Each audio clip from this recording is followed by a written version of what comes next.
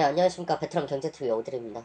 오늘은 이제 베트남 대출금리가 전격적으로 인하 발표를 8월 1일자로 하게 돼가지고 내가 이거에 대해서 짧게 얘기를 해줄게. 이 금리가 왜 중요하냐면 금리는 결국 이 통화량에 영향을 미치기 때문이야. 통화량이 뭐냐면 시중에 있는 돈의 흐름을 얘기를 하는 거야. 그러면 이 한국과 베트남, 이 한국은 그래도 베트남보다는 선진국이지. 이 한국과 베트남, 하지만 우리가 이 글로벌 경기에 차지하는 비중이 크지가 않잖아.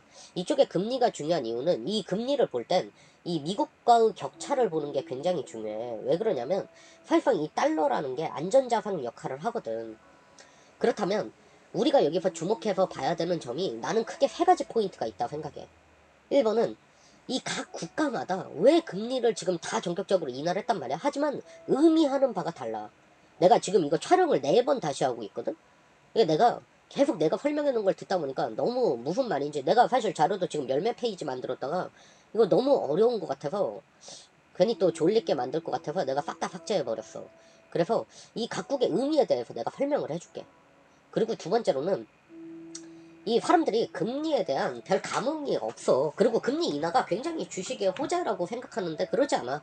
이건 내가 짧게 얘기해주면 금리 인상기 때 주식이 오히려 상승을 했어. 이거는 지표 찾아보면 알 거야. 난 그래서 사실 금리 인하 소식이 나한텐 달갑진 않았어. 그리고 세 번째로는 내가 생각할 때 이 금리라는 건 결국 이 통화량에 영향을 주고 이 통화량에 영향을 주는 게 결국 이 경제의 지금 시그널적인 부분에서 어떠한 부작용이 생길 수 있는지에 대해서 내가 설명을 해줄게. 자, 우선 이 각국의 의미에 대해서 보자. 내가 지금 자료는 딱 2개만 남겨놨는데 우선 미, 한, 배. 내가 미국부터 놓은 이유는 사실 난 한국인이라 한국인 자부심은 있지만 미국은 지금 현재 금리를 0.25% 정도 인하를 했어. 그래서 지금 2.5%란 말이야. 그리고 한국은행 같은 경우에 1.5%야. 그러면 잘 보자고. 미국은 왜 미국 경기 굉장히 좋아. 지금 PMI 지수부터 해가지고 소비자 지수, 물가 지수 굉장히 다 안정돼 있어. 취업률도 굉장히 좋고. 근데 왜 그랬을까? 미국 증시 지금 사상 최대 찍고 있잖아. 그리고 나는 그 기사도 되게 웃겼어. 이 0.5%안 낮추고 0.25% 낮춰서 미국 증시가 실망을 했대. 나는 그렇게 생각하지 않아. 이거 분명 메이저 큰 손들이 지금 장난치고 있는 거야. 파월 입장에서는 진짜 마지못해 금리를 내린 거라고. 지금 미국 경기가 좋기 때문에 지금은 인상 시기야. 그렇지만 이 트럼프 대통령의 재선 이슈가 있고 미중 무역 전쟁 이슈가 있잖아. 그렇기 때문에 이 미중 무역 전쟁 최근에 관세 한 번 더 때렸단 말이야. 그렇다면 이 장기화의 준비를 하기 위해 지금 시중에 통화량을 풀겠다라는 어떻게 보면 전쟁을 위한 한 번의 다짐? 이런 준비적인 부분이 커. 그렇다면 한국 보자. 지금 미국이 2.5%, 한국 같은 경우는 1.5%란 말이야. 한국은 금리를 왜 내렸을까? 한국 지금 경기가 최악이거든. 한국 바닥 경기가 최악이라고. 그렇기 때문에 지금 정부 입장에선 이 추경과 금리를 통해서 시중에 자금을 풀어서 경기 활성화를 시키겠다라는 거야. 하지만 내 개인적으로 이 점이 너무 안타까워. 이 많은 사람들이 나는 그렇게 생각해. 경제라는 게 보는 시각에 따라서 다르단 말이야, 시각. 이런 부분이 당연히 이론적으로는 효과가 있어. 그렇지만 난 그렇게 생각하지 않아. 우리는 지금 금리를 인하를 하지 않아도 문제긴 했어. 왜냐면 경기가 지금 너무 안 좋거든. 내가 생각하는 경기를 살리는 방향의 세 가지는 금리 인하가 아니었어. 규제를 우선 줄이고, 그리고 현재의 우리나라의 노동에 관한 52시간이라든가 이런 부분을 우리 간단히 생각해 보자고.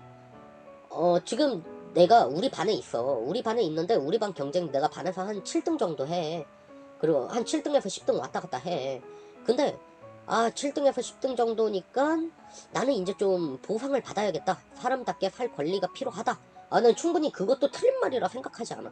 그렇지만 10등에서 15등, 그리고 1등에서 5등, 내 앞 경쟁자, 그러니까 미국, 일본, 중국과 같은 내 앞에 있는 경쟁자들과 내 뒤에 있는 경쟁자들, 대만, 뭐 홍콩, 그리고 유럽의 각국들, 우리나라 경제를 굉장히 좀 하찮게 생각하는 사람들이 있는데 우리나라가 유럽 웬만한 데에 갖다 놔도 그렇게 밀리는 경제력이 아니야.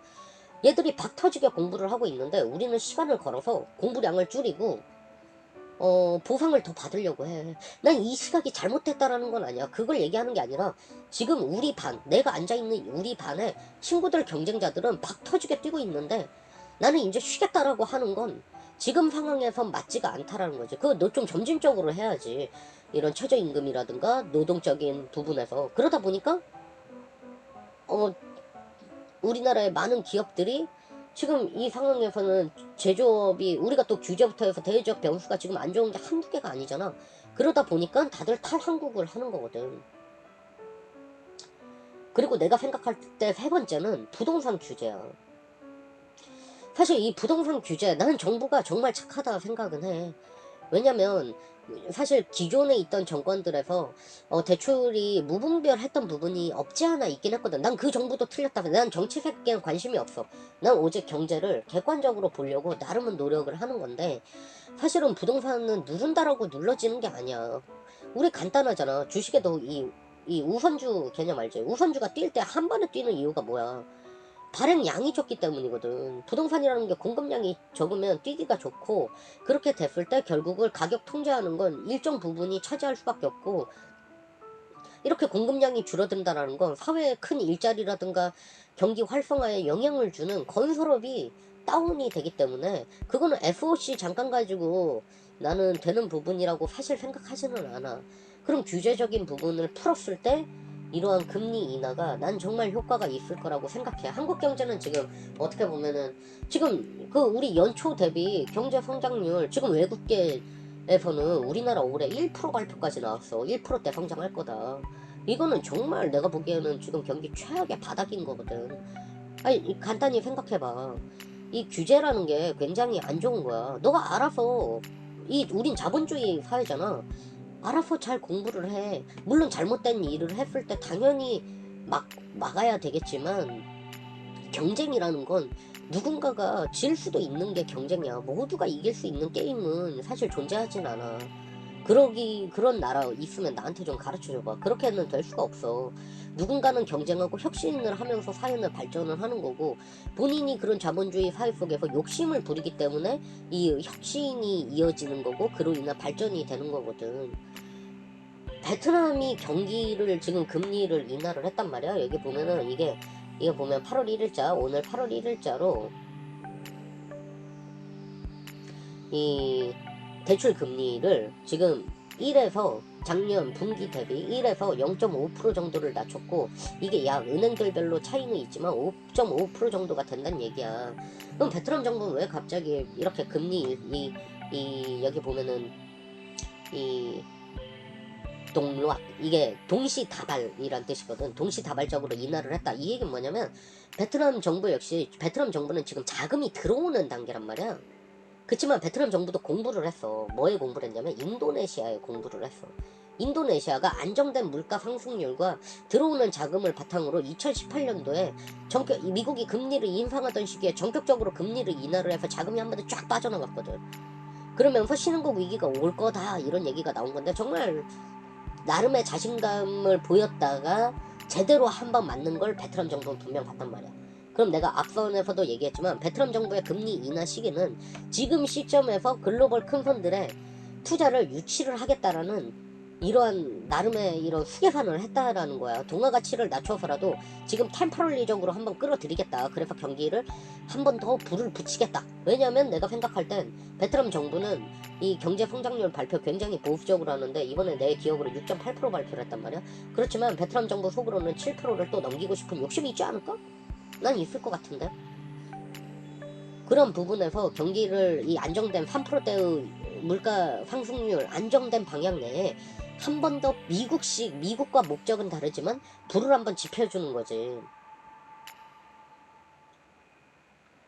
그래서 나는 지금 이렇게 그냥 돈을 막 지금 한 번 더 내린다 1%대까지 관측을 한다 라는 건 굉장히 위험한 발상이다 생각을 해. 왜냐면은 이 쉽게 얘기를 해서 지금 우리나라 경제가 살지 않는 거는 돈이 안 돌아서가 아니라고 나는 생각을 하거든.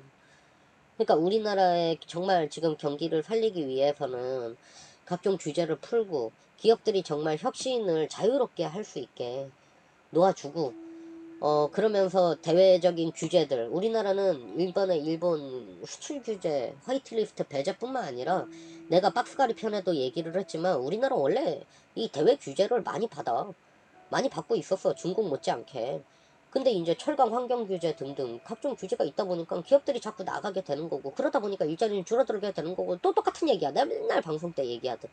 그렇기 때문에 지금 내가 생각을 할 때는 이 막무가내로 풀었다가 난 미국이 지금 템퍼럴리로 이 기준금리 인하 사이클이 과연 오래 갈까? 난 그렇게 생각하지 않거든. 미국은 지금 금리를 인상시켜야 될 때야. 지금 너무 한번 이렇게 뜨거운 걸 식혀줘야 될 타이밍인데 미중 무역 전쟁 때문에 어떻게 보면 우리나라 운이 좋았다 생각을 하는 거지. 내가 생각할 때. 그렇다면 미국이 금리 인상 기조로 FOMC에서 매파적인 흐름으로 꺾이게 된다면 우리나라야말로 지금 자금 유출 가능성이 크다고. 왜냐면 경기가 굉장히 다운돼 있기 때문에 이거는 올리면은 침체로 다가올 수가 있단 말이야. 하지만 베트남은 좀 달라. 베트남의 경우에는 사실은 좀 더 뜨겁게 만들기 위해 열을 가해줬다 생각하면 돼. 그렇지만 이 속도를 잠깐 줄여도 베트남 경제는 지금 글로벌 자금들이 많이 들어오고 있고 사실 증시가 지금 우리나라 2,000선 깨졌잖아. 근데 베트남 지금 990대야. 내가 방송에 여러 번 얘기했지. 7% 1000시대 올 거라고. 미국 증시 지금 사상 최다 찍고 있고, 일본도 사실은 우리는 화이트 리스트 얘기 나오고 5%대 한번 하락을 하고, 그리고 이번에 1%대 하락을 했잖아. 이번에 일본이 2%대 하락을 했는데 나는 이게 화이트 리스트 때문이라 생각하지 않고, 이 트럼프, 이 미중 무역전쟁에 관한 부분 때문이라고 생각을 해. 이 영향에 사실 일본만 떨어졌다라고 약간 부각이 되지만 이날 아시아 증시 모두가 떨어졌어. 중국 증시도 떨어지고 다 같이 싱가폴도 떨어지고 다 같이 떨어졌다고. 이 홍콩 항생 다 떨어졌다고. 그거는 기사 찾아보면 나올 거야. 그렇기 때문에 지금 이 시그널에서 나는 내가 생각할 때 지금 금리 인상 기조를 잘 살펴야 된다. 베트남도 마찬가지야. 베트남도 인도네시아와 같은 이런 절차를 정말 밟게 된다면 내가 생각할 때 베트남도 자금 유출의 가능성이 있지. 하지만 난 그리고 특히 동화 가치 하락을 굉장히 주의 깊게 봐야 돼. 이럴 때는. 그렇다면은 결국은 동화의 가치가 떨어졌다는 건 돈을 벌어도 효과가 없다는 얘기거든. 사실 이런 금리적인 부분은 정말 어려워. 이해를 하기에. 나도 꽤 오랜 시간이 걸렸고, 이해가 좀 되지 않더라도 한번 편하게 내 나름은 쉽게 표현을 하려고 지금 여러 번 다시 찍고 자료도 열 몇 장에서 두 장까지 줄였는데, 이거를 한번 편하게 봐줬으면 좋겠다. 그러니까 이러한 금리적 흐름을 항상 좀 신경 써서 보자라는 얘기를 하고 싶었던 거야. 부동산도 마찬가지. 나는 부동산 유튜버들 중에 금리 인상돼서 이제 부동산 끝났다는 얘기를 하는 걸 보면서 진짜 이 사람이 금리에 대해 아나라는 생각을 진짜 많이 해. 아니 대출이 힘들어진다고 그게 어려워진다? 그렇게 생각하는 거는 대신 이 시장 거래라는 거는 이 가치가 올라가는 게 더 중요하기 때문에 그런 식의 사고방식은 내가 생각할 때는 정말 그냥 부동산 흐름기를 타서 돈을 버니까 그렇게 그냥 좀 심도 있는 공부가 좀 부족한 사람들이지 않나라는 생각을 개인적으로 해. 내 나름 쉽게 표현하려고 오늘 좀 노력을 한 것 같은데 또 여러 번 찍고 나니 이게 그나마 제일 쉬운 것 같아서 여기까지 하겠습니다. 감사합니다.